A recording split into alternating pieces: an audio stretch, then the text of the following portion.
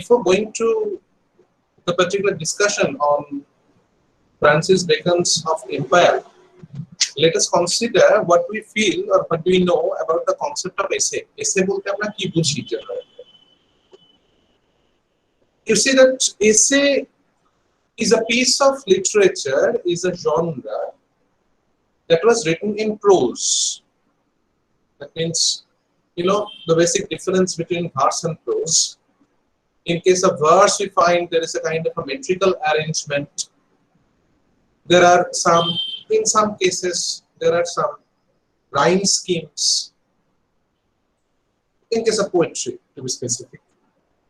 Now, if you think about prose form, you will find that prose, it was there from the early old age. That means in Old English truly, we have found that there are the prose form being introduced into English. King Alfred's writing, Alfric's writing, and Wulfstorm's writing. So in those authors, that is King Alfred, Alfric, and Wulfstorm, we find that there are some references where the prose works are there. It's called the Old English prose.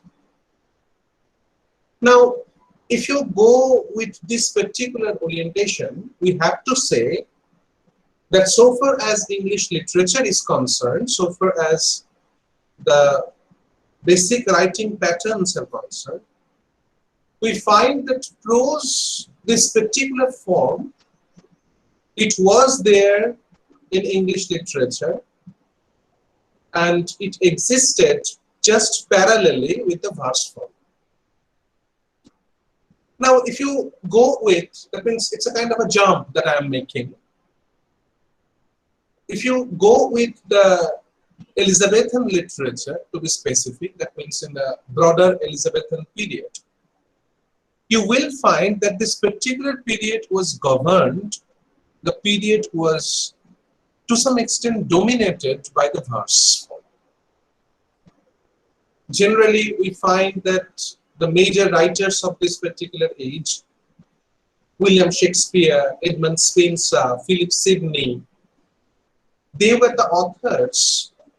Okay, there are truly, you know, in case of Sidney or Spenser, you will find certainly that they were not only the poets, but also the prose writers, true, because they wrote the critical works altogether.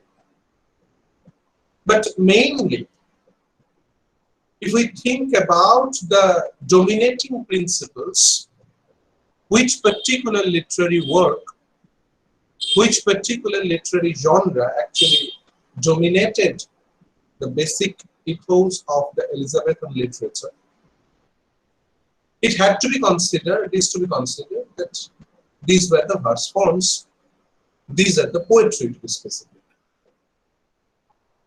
Now, apart from that, you will find, okay, Elizabethan period, we find William Shakespeare, we find Christopher Marlowe. True, we find Ben Jonson, obviously. But ultimately, if you think about them, if you go with them, if you go with these authors and their writings, Shakespeare's plays or Johnsonian plays of comedy of humors, or maybe the reference to Beaumont and Fletcher, the kind of, you know, the Elizabethan authors who actually to some extent inaugurated the formation of tragicomedy. Now, these are called the verse drama, or maybe the poetic drama to be specific, because these were written in verses. So that's why whenever you will go with Christopher Marlowe's writing or maybe William Shakespeare, because the three texts, the three plays that are in your syllabus, Macbeth, Twelfth Night, and Dr. Faustus, you will find that some metrical arrangements are there. Okay, it's not the rhyme scheme that it incorporates. Rather, we will find the particular meter, you know, iambic pentameter to be specific in Shakespeare's plays.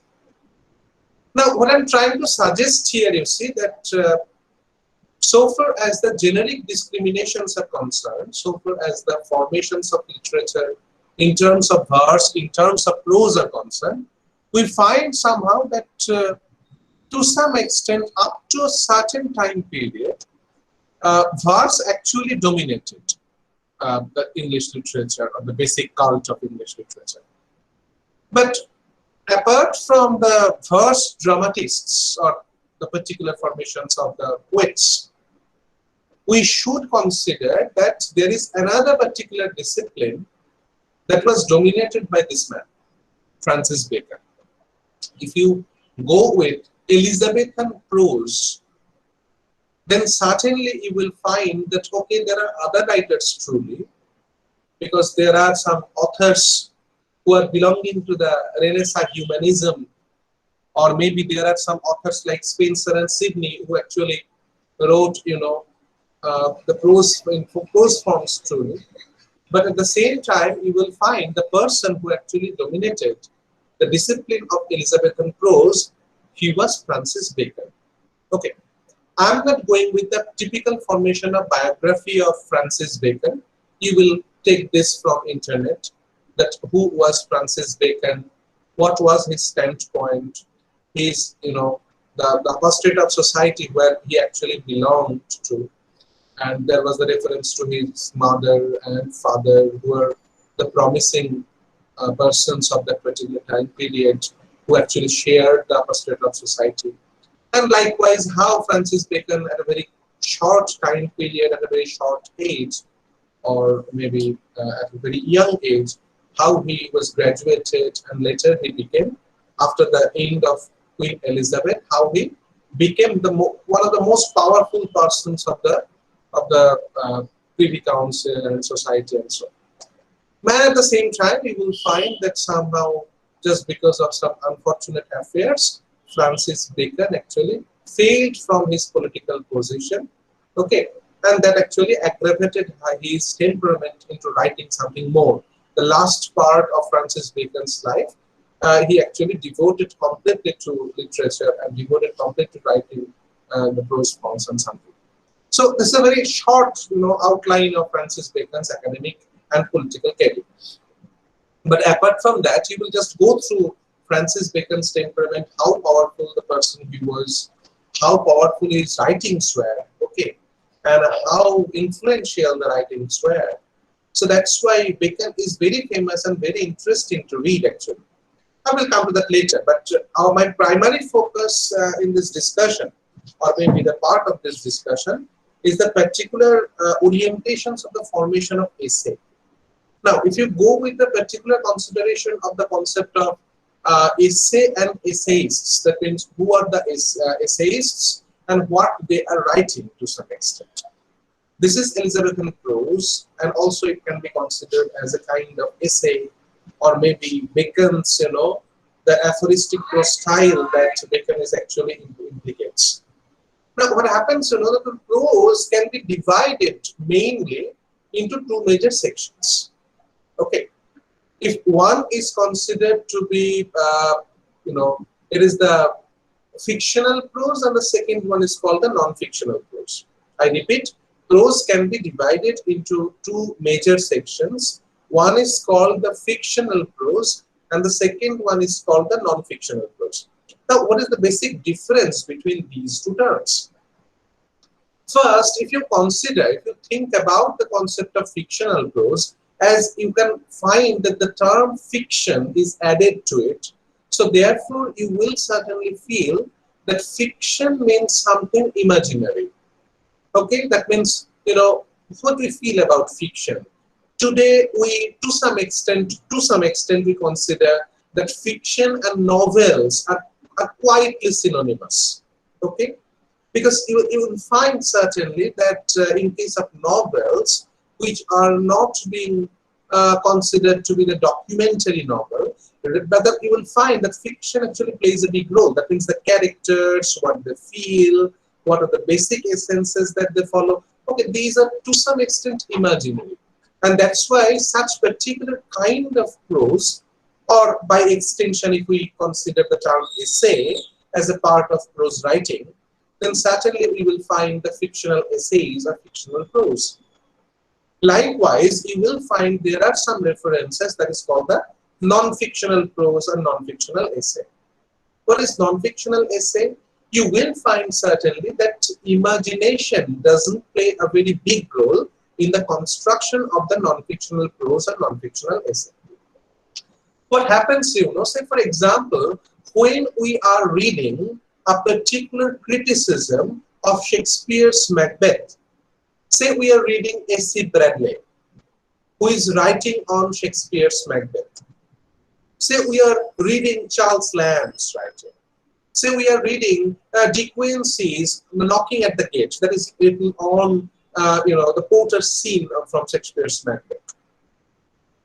So generally, these are the kind of literary works, these are the kind of prose forms, these are the kinds of, the essay forms that cannot be considered to be fictional. Why? Because it's a kind of an observation, it's a critical comment, or rather critical analysis of one particular text, right?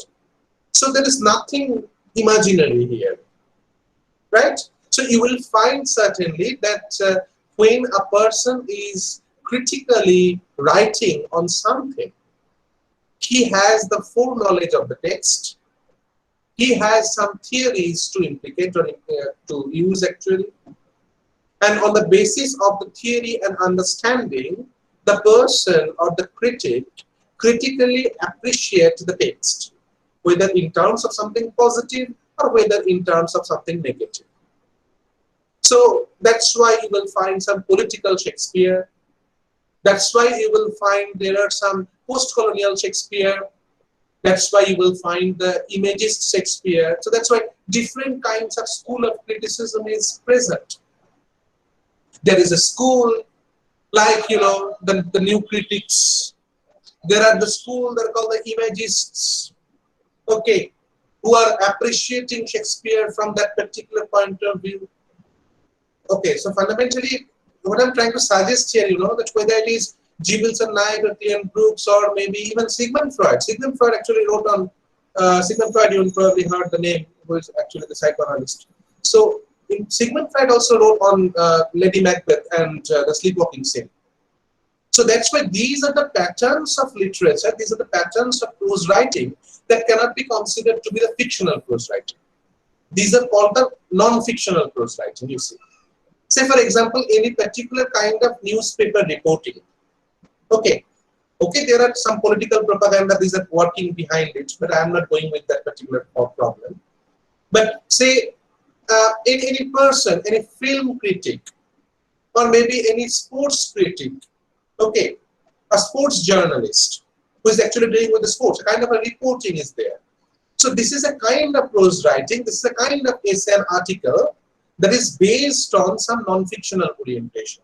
A film review is a non-fictional orientation. It is not dealing with something imaginary. Why I am stating this? Because you have to classify that in which particular angle or from which particular angle should you consider the essays of Francis Bacon, and at the same time the essays that you will read in your future days. Okay, so whether these are considered to be the fictional prose or the fictional essay, or these are considered to be the non-fictional prose and non-fictional essay. Apart from that particular orientation, we can find another classification has to be made. And that very classification is actually based on, it is the typically, it is called the personal and impersonal writing. What does it mean, personal essays and impersonal essays? You will find that there are some persons like Charles Lamb, there are some persons like, say, Montaigne. Okay, so Montaigne and Charles Lamb and William Hazlitt, the Romantic essayists, they are dealing with something personal. They are actually expressing what they actually feel. They are stating something from his own personal point of view. That particular orientation to writing pattern is called the personal essay. There You can find that often in case of personal essays, you will find some imaginary orientations are in work. There you will find some anecdotes have been incorporated. Anecdotes means some particular incident and happening that actually happened to your life. Something autobiographical and altogether in present therefore. It is the subjective orientation therefore as it is the personal points. In some cases you will find that the writer like Charles Lamb, he is always or often playful with his readers.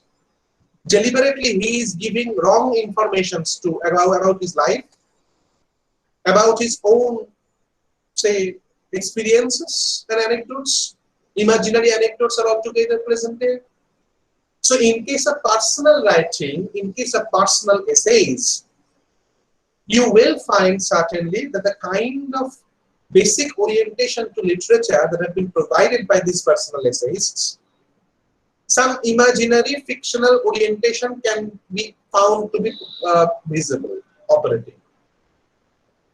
So that means from one particular angle, we can say that the essays are fictional and non-fictional. From another perspective, we can say the essays can be considered as personal and impersonal. Now, impersonal formation of literature, it is dealing with something in terms of, some neutral point of view. There is nothing personal here. And at the same time, you will find these are not to be considered as fictional orientation, being properly understood. Now, the question is, in which particular place should we place Francis Bacon? Now, Bacon, at his lifetime, as you know, so far as the academic orientation is concerned, we know Francis Bacon actually was a very important and powerful person. I have told you just some minutes ago. And therefore, what he thought, what he felt, what he theorized, these were very significant and very important. Why? Because these actually left a very deep effect on the readers. Now, in case of Bacon's formation of writing, say, for example, if you go with Bacon's essays, you will find that there are ample references of essays that are dealing with some kind of moralistic, didactic, educationist policies. Okay? He is a pragmatic philosopher. He is trying to preach pragmatism in the formation of his philosophic orientations that he is discussing. He is an essayist who is actually trying to propound his own theories and thoughts powerfully.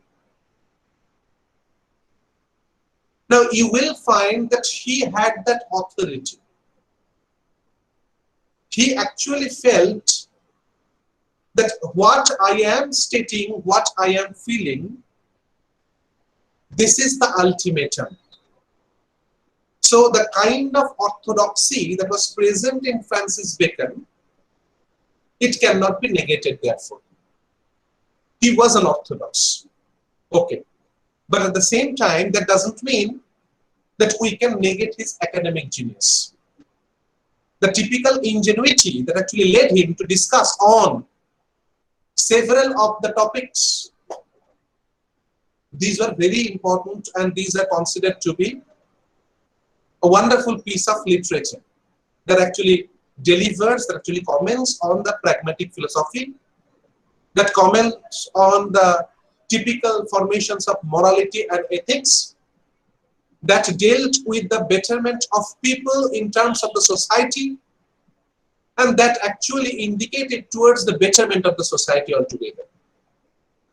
That particular improvement was his primary focus, because to some extent, as he was thoughtful about the structure, about the construction of the society, about the morality that should be preached and the ethics that should be experienced or that should be acted by the people. So therefore, all of his writings, if you go with the titles of Bacon's writings, the titles are very much common to each other. Why? Because the structure are quite similar. Of empire, okay, of studies, of truth, of beauty, of love, of death. So all the names are beginning with of. You will find certainly, why I'm stating this, when we will go with these essays, you will find that these are Francis Bacon's observation of empire. Bacon's observations of truth, what he feels about truth, what he feels about death, what he feels about love, what he feels about plantation. That's why of plantation. What he feels about of studies. That is his observation of that, of studies.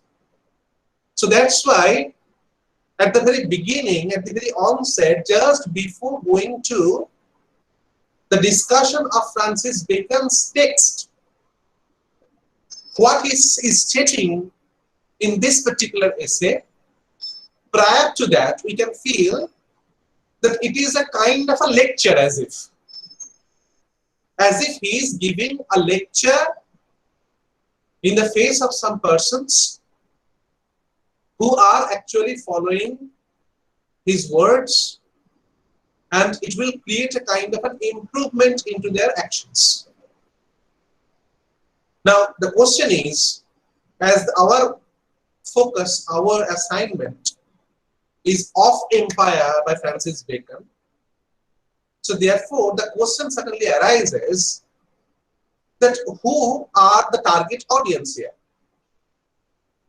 Is this particular essay or prose written addressing to us, the readers in general?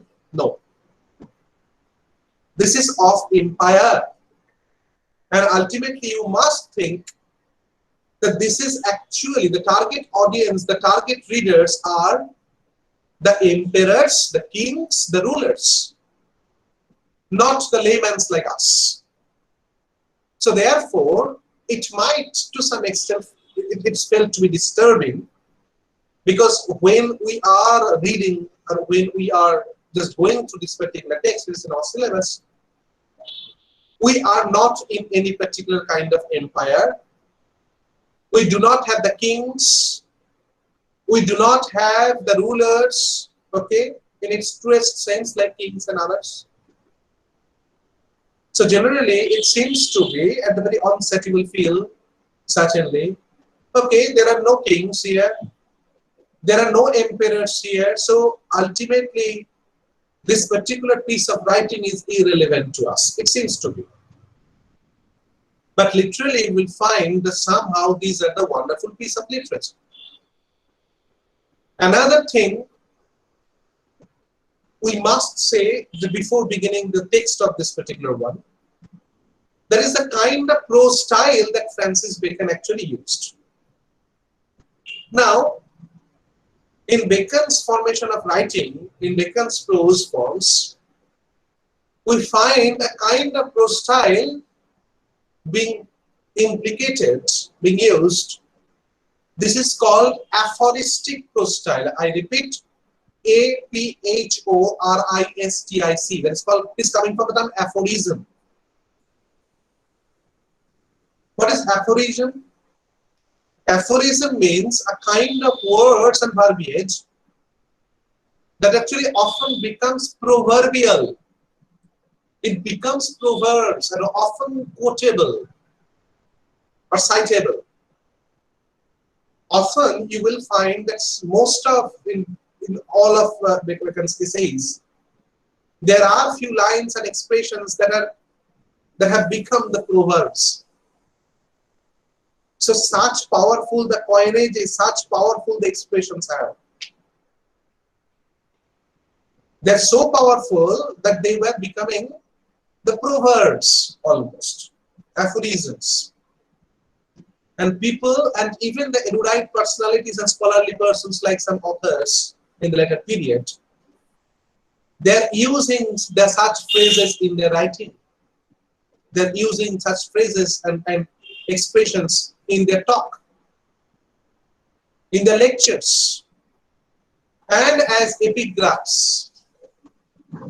So that particular orientation, apart from, I'm not telling you about the language pattern, the kind of sentence structure, the complexity of its syntax, I'm not dealing with that. I'm just stating that the kind of prose style that Francis Bacon actually inaugurated, that often led to quote his phrases and expressions as a formation of proverb in general talks and lectures, in public gatherings, and also in the formation of the later literature. So that's why Bacon was very authoritative. The authoritative piece of literature that Bacon actually introduced, these gave vent to, these gave the opportunity for the later authors to follow.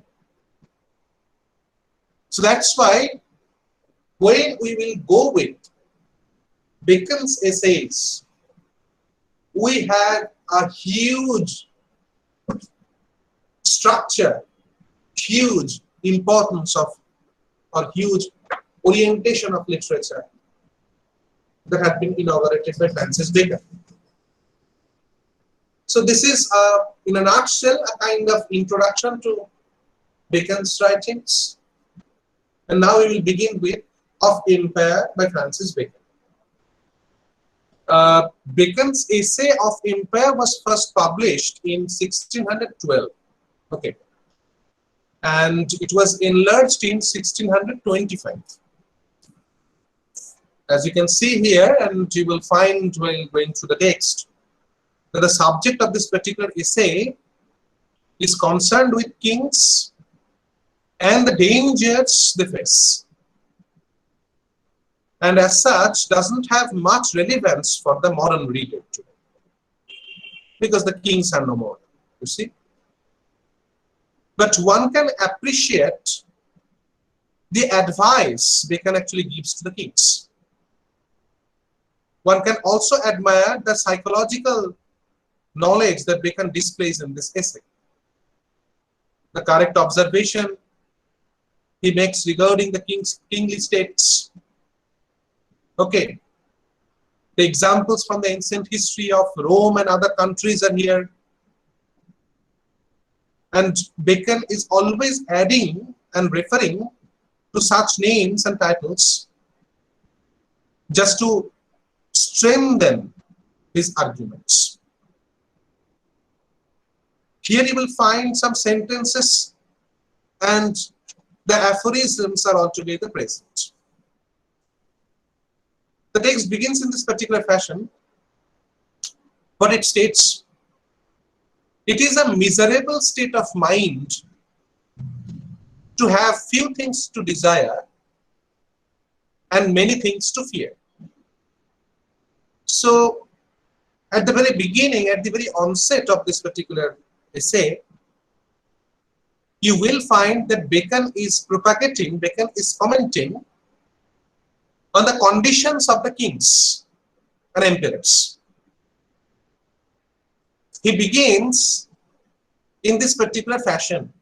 If you think about a king, you will find certainly that the king is belonging to a particular social status, that there is nothing left to achieve.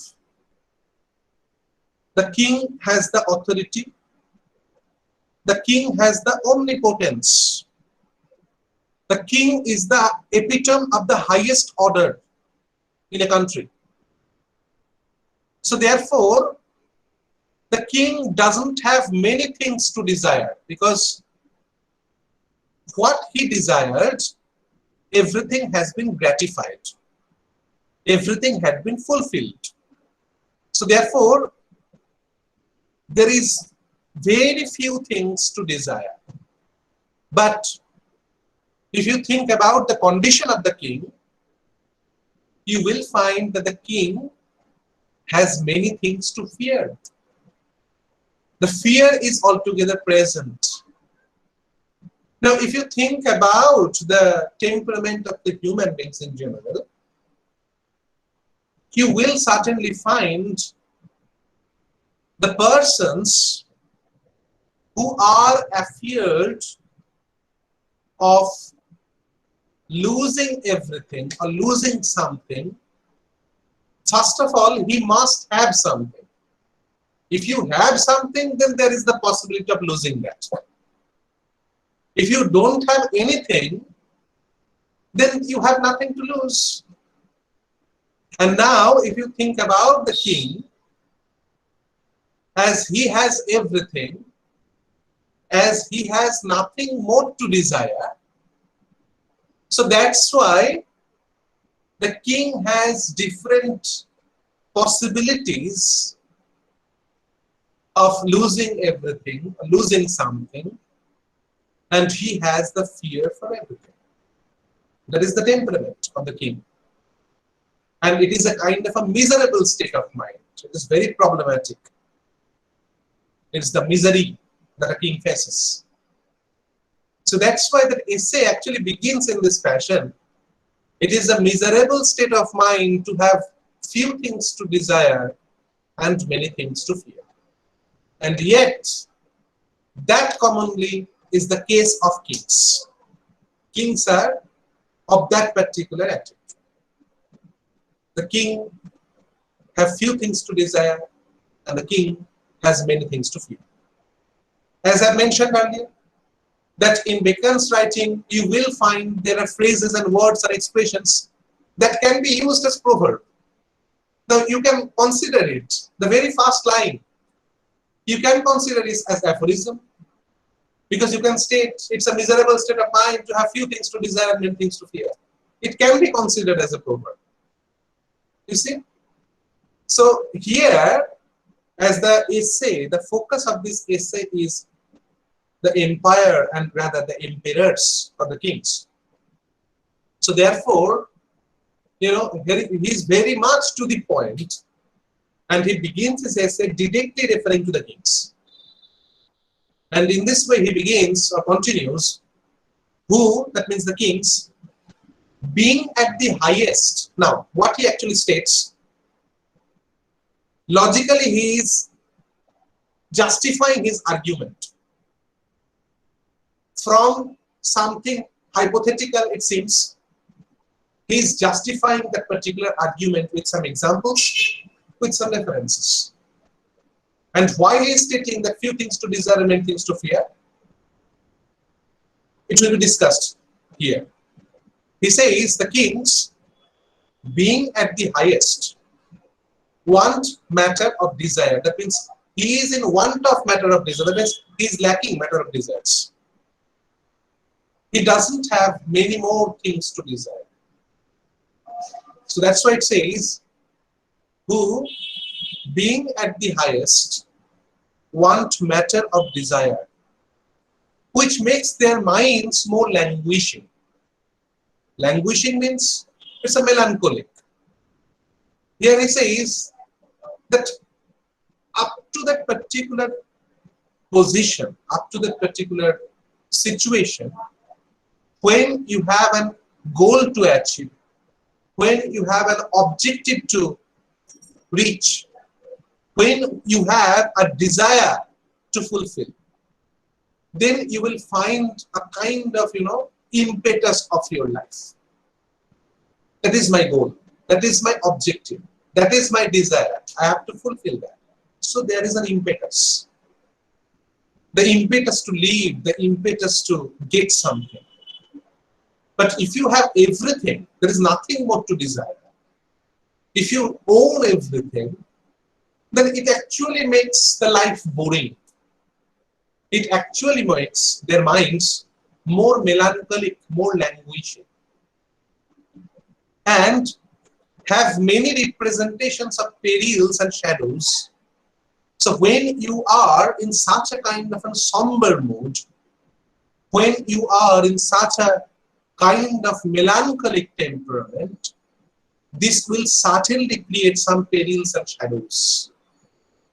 Okay, the perils, the dangers, the shadows, representations, the ideas of dangers, the ideas of perils, the representations of shadows, suspicion, shadowy suspicion. It actually comes to your mind. And you will certainly lose your sanity. You will certainly lose your balance. And then it will make your mind less clear. It is not clear cut. It is not distinct. It is not transparent. You are not feeling well. You are the king. You are not feeling well. You are the person who is suffering from everything. I have nothing more to achieve. I don't have that objective.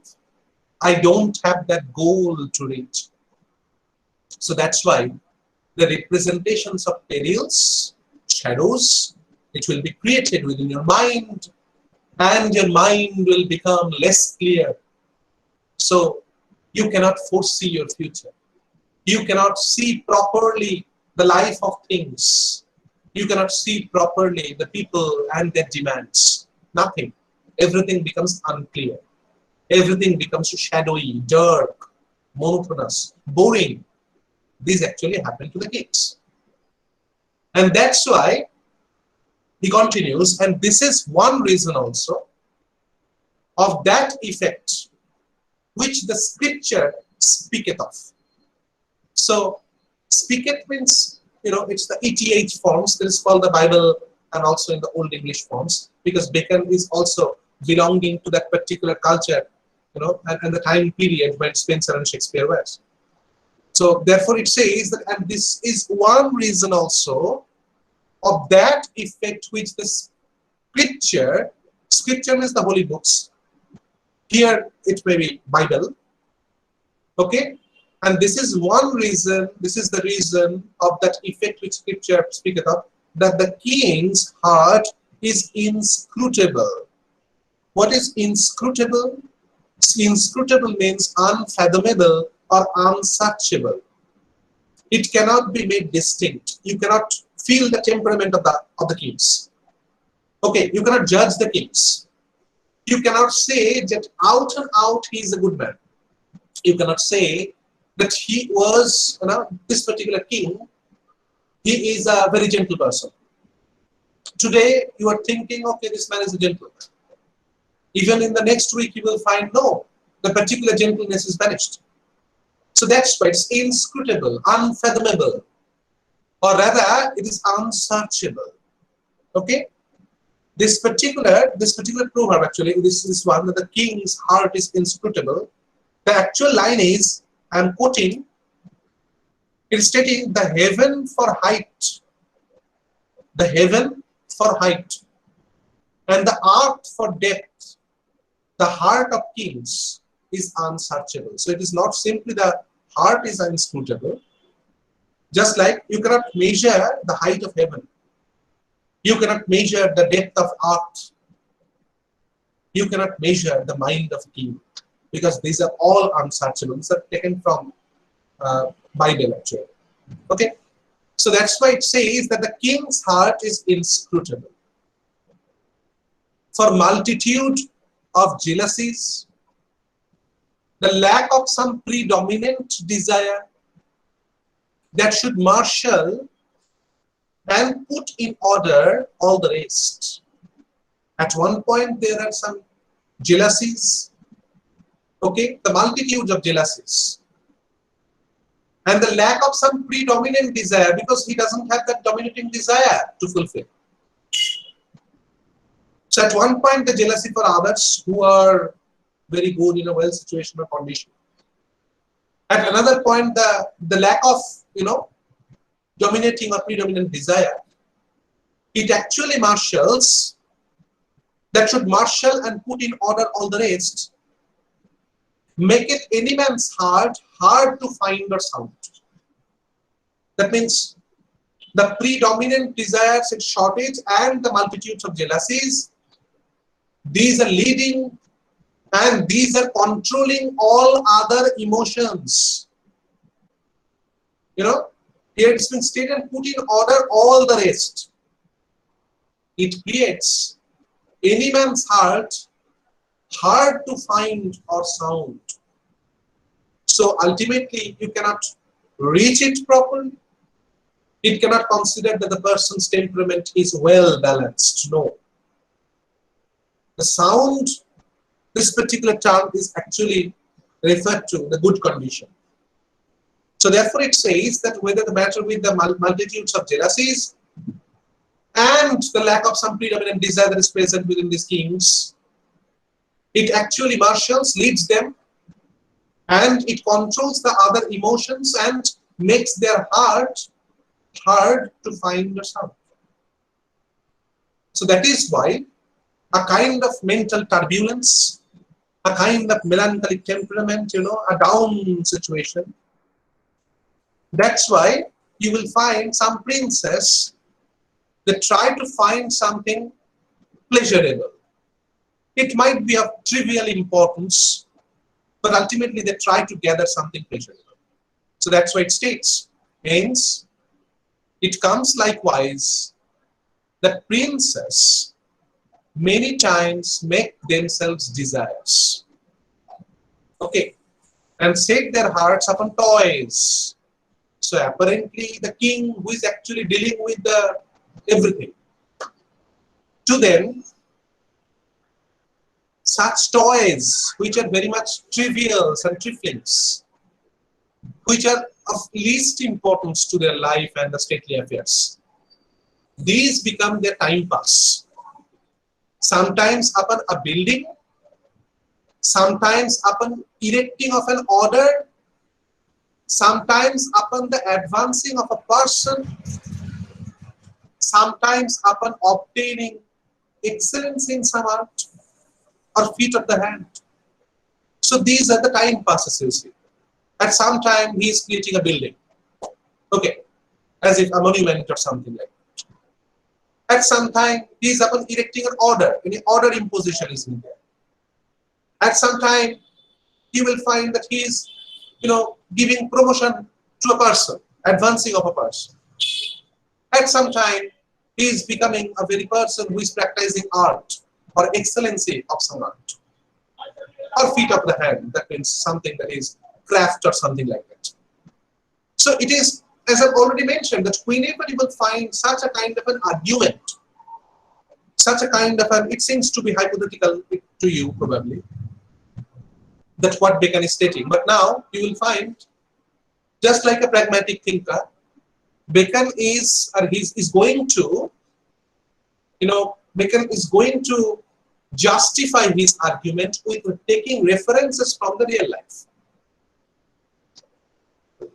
Now, the particular case that the emperors, they found solace, they found mental peace in doing something trivial. They passed their times in some pleasurable workings. The examples have been given here. It says, as Nero. Who is Nero? His name is Lucius Domitius Ahenobarbus. Later, his name has been changed into Nero Claudius Caesar Drusus Germanicus. And commonly he was called Nero. The time period was from 37 to 68 AD, it was his lifetime. And he was the Roman emperor from 54 to 68 AD. You will find everything in Wikipedia section. Now here is the reference to Nero. Nero was very famous for playing harp. There is also kind of a proverb that when Rome was burning, Nero was playing harp. That's a very serious issue. I'm not going with that here. So here it says that as Nero for playing on the harp, Domitian, he was another person, another Roman emperor. Okay. His name was Titus Flavius Domitianus Augustus. His time period was from 51 to 96 AD. He was the Roman emperor from 81 to 96 AD. This Domitian, he was famous for certainty of the hand with the arrow, archery. There is a person whose name was Commodus. Commodus was famous for his playing at fence. Fence means, swords. Caracalla, okay, he was another person. Caracalla, he was driving chariots and the like. So there are the names. I'm not going with the detailing of these names. Just go through the Wikipedia and you will find them. And here it's been stated that this seemeth incredible. It seems to be so. Unto those that know not the principle, that the mind of man is more cheered and refreshed by profiting in small things than by standing at a stay in great. So apparently it seems to be incredible that a person, that the emperor of Rome, who actually ruled all over the world at the time, how can it be possible that he takes pleasure in charioting? Or maybe just throwing the arrow or something, where he has lakhs of, the art, the bowman actually. So that's why it says that it seems to be incredible unto those that doesn't know the principle, that the mind of man, what is the principle? That the mind of man is more cheered and refreshed by profiting in small things than by standing at a stay in great. Say, when you will think about the great personalities, often they are in want of doing something that is much more trivial, much more trivial. We see also that kings that have been fortunate conquerors in their first years, it being not possible for them to go forward infinitely. It happens.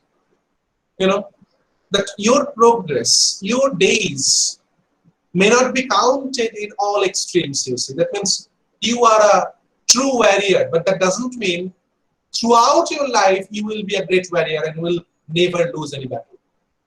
Life is not like that. Life is not, everything symmetrical. Today you will be at your highest position. It might happen in future, it will be completely being diminished into nothing.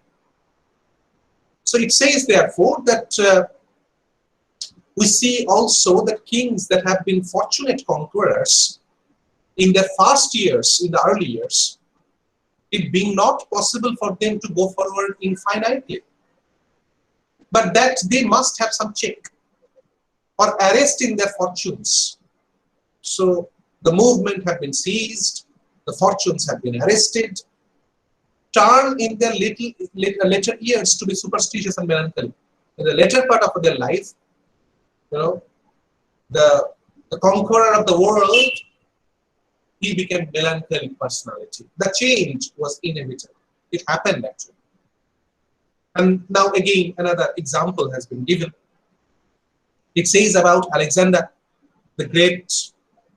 The Great was his actually title that had been provided. He was Alexander the Third, literally. And he was the king of Macedon. And from 356 to 328 BC, it was his lifetime. And he was the king of Macedon from 336 to 328 BC. So as did Alexander the Great, Diocletian, who is Diocletian's, his name was Caius Aurelia Valerius Diocletianus. Okay?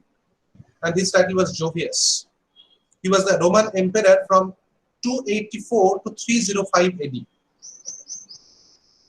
So that's why the names like Alexander the Great, the change was acceptable, a change was perceived in their lifestyle.